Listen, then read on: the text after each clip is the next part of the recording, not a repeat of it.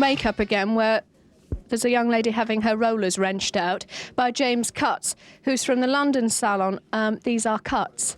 Tell me, James, how did you become a hairdresser? Our shop's called Cutts Company now, anyway. Yeah. I became a hairdresser. It was a joke I had with my dad, telling him that I was going to start hairdressing, because he took me on holiday and wanted to know what I was going to do when I got back to London. So I told him, and I just went to a school and I started enjoying it, and then I just carried on from there, really. And fell into it, really. And where did you start? I started at a sassoon school, which was good fun. Nightlife was good. We used to all go out, get drunk. And they're very good at teaching you how to cut hair. Not very good at teaching you how to set hair. I taught myself that. Why do you think people tend to get so intimidated, though, about going to the hairdresser? Because most hairdressers like intimidating their clients, because I don't know why, but we're very human at our shop, so we try and make it all very nice for the clients, make them feel at ease, relaxed. Rip a few rollers out. Rip a few rollers out. We're not like your normal hairdresser who picks up your hair and goes, "What's this?" We're very kind to all sorts of people. We have mums coming in, young girls, punk rockers. And you do a lot of everybody. bands? Oh yeah, a few. Well, he likes to keep quiet about the bands. I don't like mentioning that. But they do include people like Spandau Ballet and Steve Strange and sort of all the hunks, of course. But we're now going to look at another end of the market. It's Alan Saw, who is going to talk about horse products and what he does to people's hair with chopsticks. And this should give everyone their money's worth.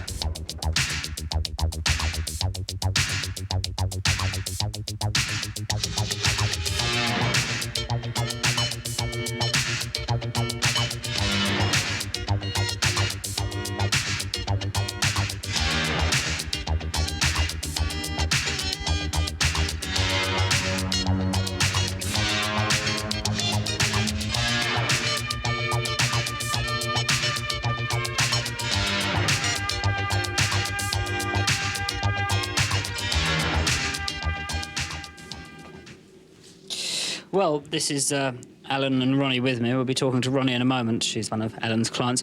Alan, tell us a bit about a brief history of your rise to the top in the hairdressing world.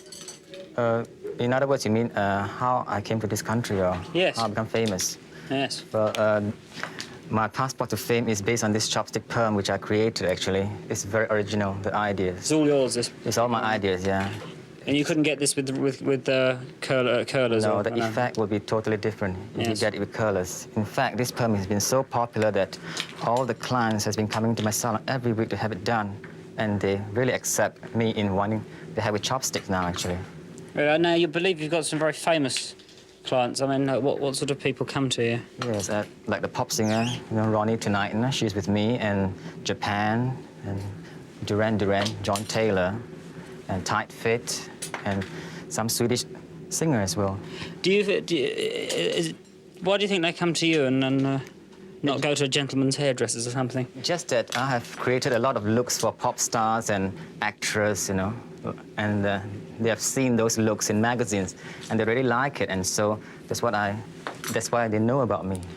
Looks like it takes rather a long time to me, all this, does it? Well, actually, am I wrong? In fact, the look is suddenly coming before our very eyes in a matter of minutes, isn't it? Not a long time at all, very quick. It looks very complicating, but it's not long at all. I mean, normally when the clients come to my salon in perm, it just the time that I do, it's the same time as normal perm takes, 2 hours. Ronnie, tell us about tell us about your involvement with it all as a client. Alan first contacted me because he wanted to see me and take some pictures of me, and he did not recreate the style I already had because I created that myself.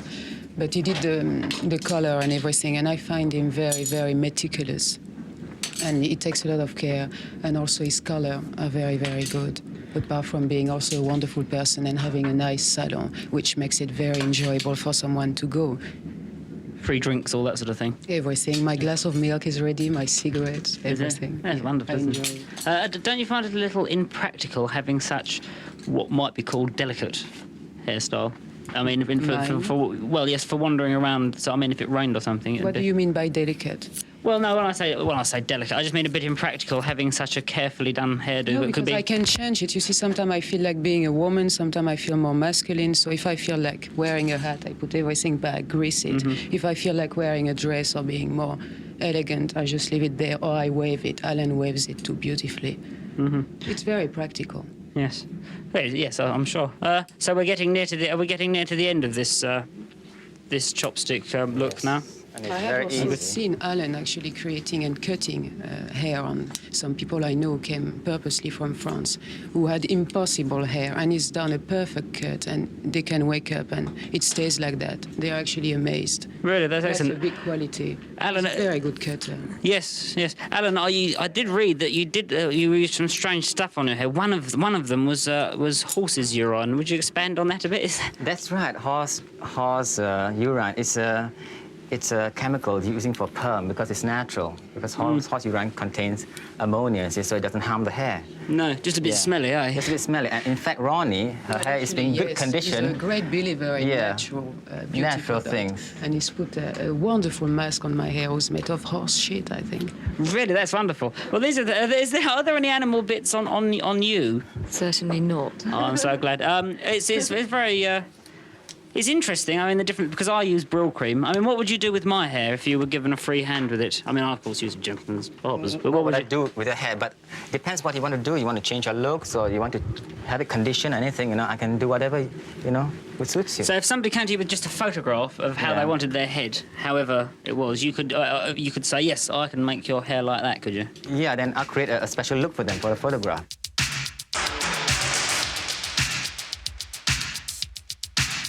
Well, back to hair again. Now, one of the most influential hair salons in London at the moment is Antenna. And even though it's only been going for 2.5 years, some people do say that it's managed to reshape the heads of London by doing such things, really, really brutal things to hair, that you really shouldn't try at home unless mummy's around. Brutal or not, we sent Michelle Cremona to risk her follicles while she talked to the guru, Simon Forbes.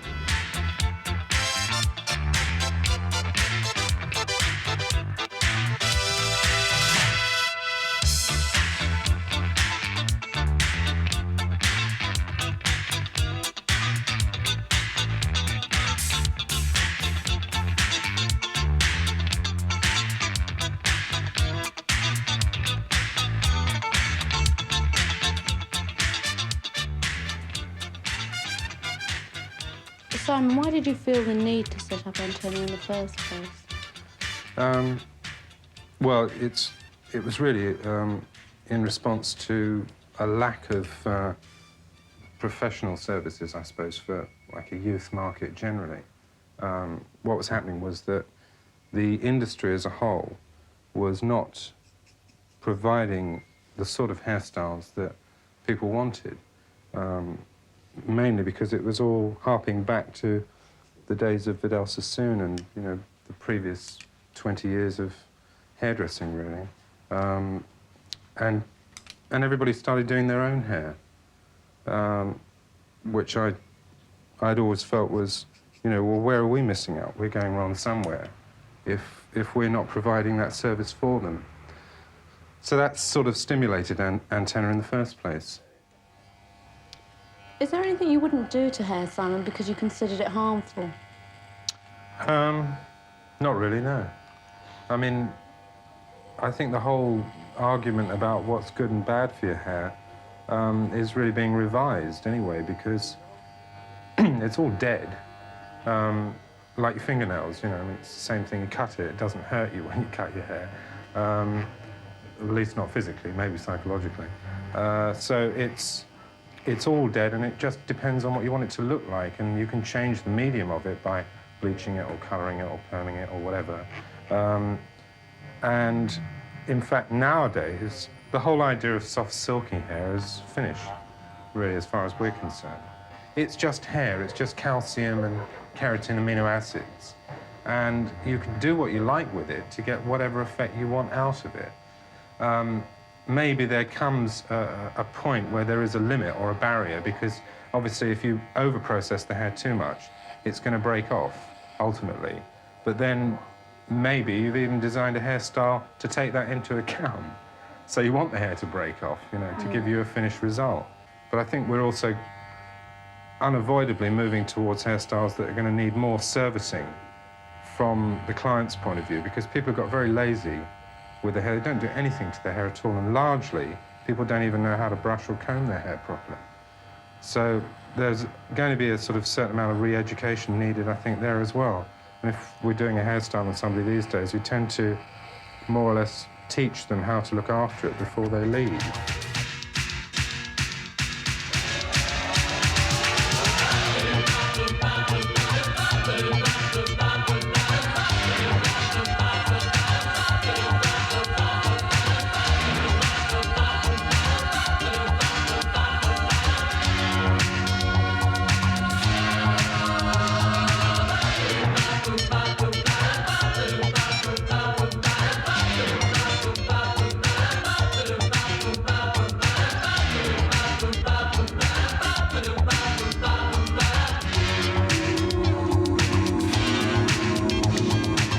Here we are, still in makeup, with Janine's hair slowly cooking, ready for the denouement at the end of the show. James, how much do you think that the things that you do to people's hair is dictated by the fashions that they're wearing at the moment?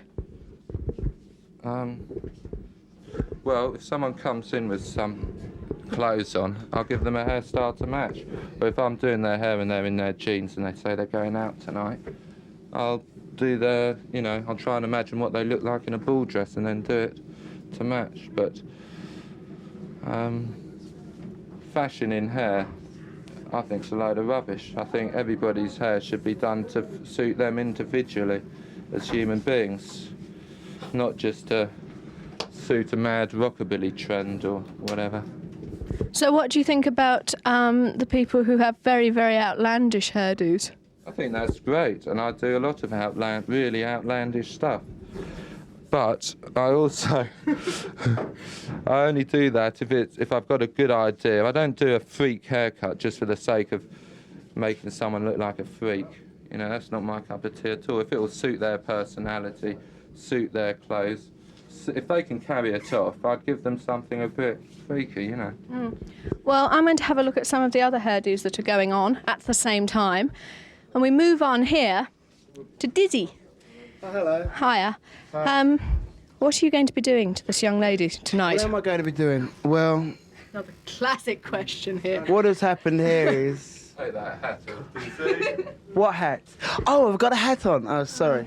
All hairdressers are a bit sooty, of course, you know. Is, right, I didn't really want to take my hat off until my thing is finished because it's the unveiling. We're both going to unveil together. So you're going to unveil your own hairdo? Yes, together. And this young lady might as well actually put a bag on her head. No, because she's the star. I see, righty-ho. So we're going to move on now quickly to Ollie. Ollie is in fact famous because the main time you see Ollie is round at other people's houses first thing in the morning when he's doing his private clientele, like Steve Strange. Now, what are you going to be doing to this young lady? Higher. It's going to make her taller. Yes. And how much of the hairstyles you've been doing over the last year changed? How much have they changed? Yeah. Have you been doing drastically different stuff? No, it's pretty much the same sort of thing. What do most people ask for? Well, it varies, doesn't it? I mean, I can't say what most people ask for, you know. Well, lots of people have had shaved Most hairdos. Most people ask for, you know. No? You no, don't it's have nothing, no. And do you get to do many older people? Yeah. Quite a few people in Ollie here, we're going to quickly charge over. Now, tell me a bit about this. Well, basically, this is a semi-permanent, which means it isn't permanent and it washes out. And Right. for a party, it's great because You're going to be cut off in your prime, and we go to Muriel. Thank you. Well, back to music. Now, Michelangelo's David... What a noise. He can't work in all this. Michelangelo's David, as I was saying, is a three-man band from the Midlands. Now, they haven't got a recording deal as yet, but they have recently won £1,000 of video time in a competition. And it's not bad for a band to wear frilly shirts and tights, and whose idea of street credibility is doing a recent tour of the public schools of Britain. Still, they have built up quite a strong reputation, and now we're going to see them performing one of their songs called Man's World.